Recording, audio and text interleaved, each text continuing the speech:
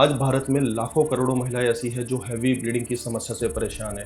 और सबसे खास बात यह है कि उनके में से मोस्ट ऑफ द को ये भी नहीं पता कि इस ब्लीडिंग का कारण क्या है। क्या ये फाइब्रॉइड की वजह से है, क्या ये एडिनोमायोसिस की वजह से है, क्या ये हार्मोन की वजह से है।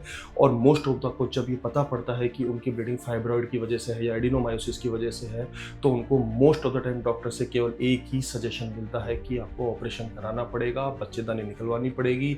तो दोस्तों, ऐसी ही एक 38 वर्षीय महिला हमारे पास आई। डॉक्टर साहब, मेरे पेट में बहुत दर्द होता था और ब्लीडिंग भी होती थी।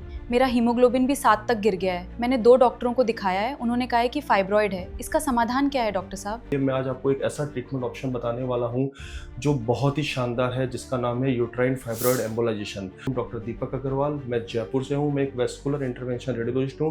आज हमने करीबन हजारों महिलाओं की यूट्राइन फाइब्रॉइड एम्बोलाइजेशन करके उनकी हैवी ब्लीडिंग से राहत दिलाई है और उनके बच्चेदानी को निकालने से बचाया है। तो चलिए बिना टाइम खर्च करे अपन आगे बढ़ते हैं। दोस्तों, सबसे पहले मैं उसी महिला पे आता हूँ। मैंने उस महिला को आराम से बिठाया, रिलैक्स किया। उनसे पहले एक ही क्वेश्चन पूछा कि आपकी समस्या कब से है और किस फॉर्म में समस्या है। उन्होंने बोला कि सर, मुझे हैवी ब्लीडिंग होती है और हैवी ब्लीडिंग इतनी होती है कि मैं ड्यूरिंग एक तो लंबे टाइम पीरियड चलते हैं और दूसरा ये फ्लो बहुत ज़्यादा होता है और मुझे दिन भर थकान रहती है। उस ड्यूरेशन में तो मैं घर से निकल भी नहीं सकती।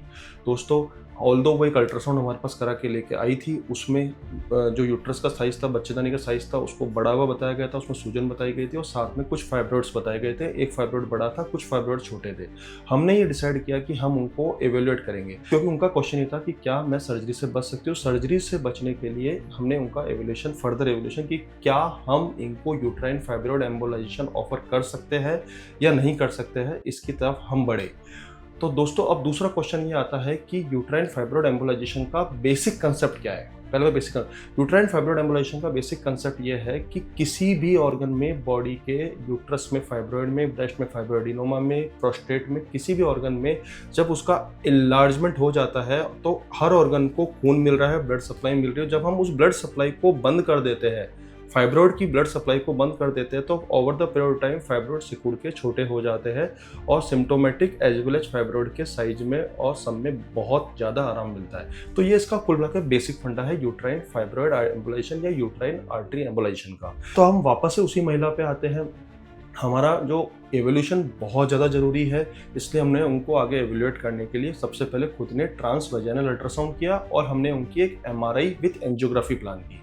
एमआरआई का मतलब ये होता है, एमआरआई में ये देखना था कि फाइब्रॉइड की संख्या कितनी है, फाइब्रॉइड की लोकेशन कितनी, कहाँ है। फाइब्रॉइड यूट्रस के अंदर भी होता है, कुछ फाइब्रॉइड यूट्रस के बाहर जागते हुए भी होते हैं। तो फाइब्रॉइड की लोकेशन कितनी है, संख्या कितनी है, फाइब्रॉइड को ब्लड सप्लाई कितनी। जितनी अच्छी ब्लड सप्लाई होगी उतना ही अच्छा हम यूट्राइन फाइब्रॉइड एम्बोलाइजेशन में मरीज को रेस्पॉन्ड दे पाएंगे। जैसे कि मैंने बताया, अगर कुछ फाइब्रॉइड्स में ब्लड सप्लाई अच्छी नहीं है तो आप सोचिए कि उनको उतना अच्छा रेस्पॉन्ड नहीं मिलेगा। फिर हम उसमें माइक्रोवेव एब्लेशन उनको ऑफर कर सकते हैं, पर डिपेंड करता है, उसके बारे में एक सेपरेट टॉपिक है, सेपरेट वीडियो बनाएंगे। और फाइब्रॉइड का साइज कैसा है, कितने बड़े फाइब्रॉइड है। ऐसा नहीं है कि दोस्तों हर फाइब्रॉइड को ट्रीटमेंट की जरूरत होती है। मैं आपको पहले क्लियर कर देता हूं, केवल फाइब्रॉइड लिखने का मतलब ये नहीं है कि उसको ट्रीट करना ही करना है। फाइब्रॉइड कई बार बहुत छोटे छोटे, कुछ फाइब्रॉइड्स कई महिलाओं के पड़े रहते हैं पर वो एसिम्प्टोमेटिक होते हैं, तो उनको किसी तरह के ट्रीटमेंट की जरूरत नहीं पड़ती। फाइब्रॉइड जब बड़े भी हो जाते हैं तो काफ़ी महिलाओं में सबसे पहले मेडिकल मैनेजमेंट या दवाइयों से उसका ट्रीटमेंट किया जाता है। अगर दवाइयों से भी उसको फर्क नहीं पड़ता है, तभी हमको किसी तरह के इंटरवेंशन की तरफ बढ़ा जाता है। अब सबसे इम्पोर्टेंट पार्ट कि प्रोसीजर वाले दिन आखिर क्या होता है। दोस्तों, इसमें कुछ बेसिक ब्लड सैंपल जो किसी भी प्रोसीजर से पहले कराए जाते हैं वो कराए जाते हैं। बिल्कुल प्रोसीजर जनरल एनेस्थीसिया या स्पाइनल एनेस्थीसिया में नहीं किया जाता है, प्रोसीजर लोकल एनेस्थीसिया में किया जाता है। पेशेंट बिल्कुल जगता रहता है, किसी प्रकार को उससे हम बात करते रहते हैं और आराम से करते हैं। उसकी जांग पे या हथेली पे एक सुई, एक सिंगल सुई, जैसे कि ब्लड सैंपल में सुई होती है या किसी भी एंजियोग्राफी में सुई होती है, वैसे एक पतली सी सुई से हम उनकी आर्टरी में एंटर होते हैं। This is the only needle जिससे हम एंटर हुए, बस। इसके अलावा कोई पंचर नहीं है, कोई चिराफाड़ी नहीं है, कोई स्टिच नहीं है, कोई टाका नहीं है। ओके, इससे एंटर होके हम सबसे पहले अपने पतली सी नली, जिसको कि कैथेटर बोलते हैं, कैथेटर की मदद से हम यूट्रस की जो मेजर आर्टरी होती है पहले उसमें जाते हैं और फिर एक माइक्रो कैथेटर की मदद से हम उस यूट्रस फाइब्रॉइड की सेलेक्ट, जो फाइब्रॉइड को ही ब्लड सप्लाई, यूट्रस को नहीं, फाइब्रॉइड को ही ब्लड सप्लाई कर रहा है, उस सेलेक्टेड आर्टरी में जाते हैं। जैसे कि मैं आपको इस केस में दिखाऊंगा कि हमने guiding catheter major macro catheter लिया, उसका माइक्रो कैथेटर से हम बिल्कुल उसमें पहुंच गए जहां हमने अंडकोश, सबसे लोगों को डाउट होता है कि क्या फाइब्रॉइड एम्बुलेशन के बाद हम वापस से प्रेग्नेंट हो पाएंगे। तो बेसिकली जो अंडकोश यानी ओवेरी जो होती है उसकी नसों को भी बाईपास करके हम आगे बढ़ जाते हैं और खाली फाइब्रॉइड को सप्लाई करने वाली नस तक पहुंच जाते हैं, ठीक है। और फिर हम एक एंजियोग्राफी करके देखते हैं, फाइब्रॉइड को लोकेट करते हैं और फाइब्रॉइड को आइडेंटिफाई करते हैं और फिर उसमें एक पतले पतले दाने नमा PVA पॉलीविनाइल अल्कोहल के पार्टिकल डाल के हम उसको एम्बोलाइज करते हैं। अब बात करते हैं कि प्रोसीजर के बाद आखिर क्या होता है। प्रोसीजर के बाद 1 या 2 दिन या 2 से 3 दिन पेशेंट को ऐसे कुछ क्रैम्पिंग पेन्स हो सकते हैं लोअर एब्डोमेन में कि मतलब फाइब्रॉइड की चूंकि एम्बोलाइज हुआ है तो फाइब्रॉइड अब थोड़ा चिल्लाएगा कि मुझे आपने मारा क्यों, एक तरह से। तो उसमें कुछ क्रैम्पिंग पेन हो सकता है। कुछ पेशेंट को पेन 7-8 दिन भी हो सकता है, बाकी मोस्ट ऑफ द पेशेंट्स को 1 से 2 दिन पेन होता है, जिसके लिए हम पेन मेडिकेशंस हॉस्पिटल में राउंड द क्लॉक देते हैं। कुछ पेशेंट्स को कभी कभी वंस ए वाइल, जो कि मेरे ऑलमोस्ट किसी पेशेंट को नहीं आया, पर 1-2 पेशेंट को कभी फीवर आ सकता है हल्का, जिसको पोस्ट एम्बोलाइजेशन सिंड्रोम बोलते हैं। और इसके बाद 1 से 2 दिन में या 1 से 2 दिन में पेशेंट को डिस्चार्ज कर दिया जाता है। सपोज हमने आज फाइब्रॉइड एम्बोलाइजेशन किया, राउंड द क्लॉक 12 से 15-18 घंटे हमने पेन किलर चलाई और पेशेंट को, अगर पेशेंट बोलता है आई एम ओके, पेशेंट को डिस्चार्ज कर दिया जाता है, बिल्कुल घर पे भेज दिया जाता है।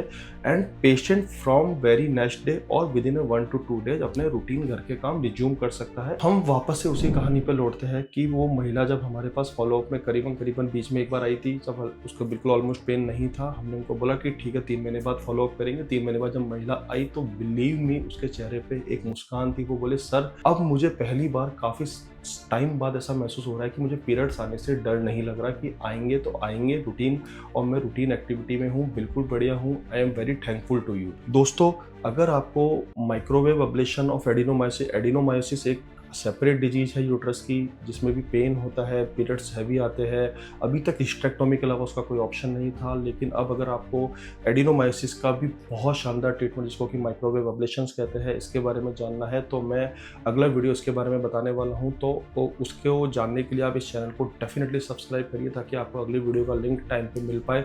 और दोस्तों, आपको यूट्राइन फाइब्रॉइड एम्बोलाइजेशन के लाइव केस के बारे में और देखना है तो मेरे इस चैनल पे नीचे दिए गए लिंक पे क्लिक करिए, ताकि आपको वहाँ पे जो लाइव केस है यूट्राइन फाइब्रॉइड का असम की पेशेंट का एक टेस्टिमोनियल है, उसको भी आप सुनिए, आपको पता लगेगा कि इसमें कैसे रिजल्ट्स रहते हैं और क्या एक्सपेक्टेशंस रहती है। धन्यवाद। जय हिंद।